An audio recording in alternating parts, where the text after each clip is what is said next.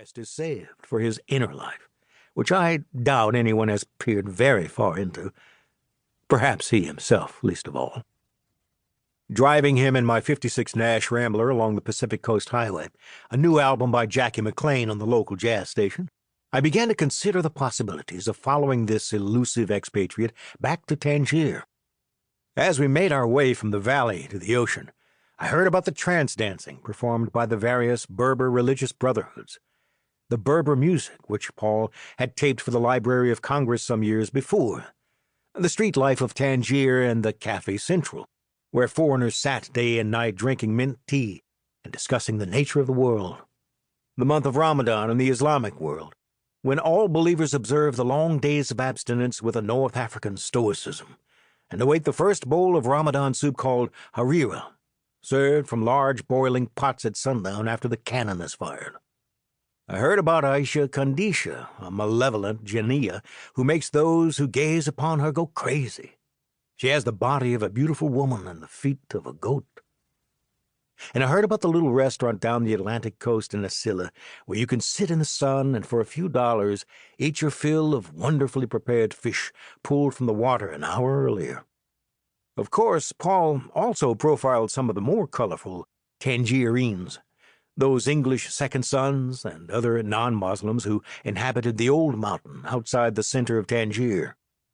There was, for example, a peculiar Englishman who had a refrigerator in his living room that contained small vials of blood he had relieved from various young Moroccan boys, each labeled with the name of the boy: Mohammed, Ahmed, Larbi. These were offered to his guests. I was pleased to learn Paul was no drinker. 3 months after that pivotal night on the rim of the Pacific, I found myself stepping off the Algeciras Tangier ferry. I labored with my rucksack up to the Zoco Chico, small market, that housed the notorious Café Central, and just off the square I located the small hotel Paul had told me about, the Hotel Carlton. I dumped my things, changed dollars into dirhams, and set off in search of Amiable Atessa, Paul's apartment house in one of the outlying districts of the city. When I had spoken with Paul in L.A. about journeying to Morocco, he maintained that it was quite doubtful I'd actually come.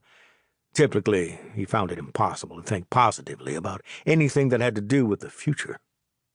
As a result, I imagined Paul's reception would be slightly more demonstrative than it turned out to be. He opened the door, saw me, and with a degree of subdued formality, and not a trace of surprise, asked me in. We sat down on the mutarba, the banquette that is there today, in the small, fading living room where Paul had propped odd primitive paintings by intense local artists against the pale walls. Off this room is a terrace, thick with plants and cages containing a variety of small, multicolored singing birds. Paul disappeared onto this terrace from time to feed the birds and water the plants, and, from what I could tell, look out over the Ayan Hayana, the residential district just below his apartment. It was from the Dur Butter that numerous small fires sent up thick plumes of smoke, hazing the light of late afternoon and placing on the air the scent of wood smoke. When he left the room to get my lapsang tea that first day, Paul said, "Will you excuse me?" And to this day, after the nearly 25 years I've known him, he always offers me my lapsang in exactly this way, with a studied politeness, a considered distance. The longer I was in Morocco, the better I understood how this distance allowed Paul to live in comfort among the Moroccans and within himself.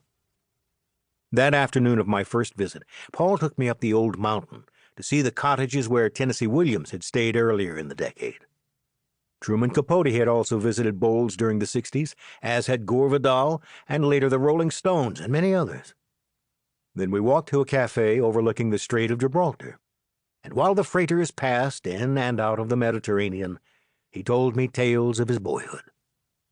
As the sun began to set on my first day in Tangier, we made our way to the large market in the Rue de Fez, where Paul was greeted by the owner of each small stall: the tangerine and apple man, the man who sold tomatoes and cauliflowers, the spice woman, the baker, the butcher. They greeted him in Maghrebi, the Moroccan dialect.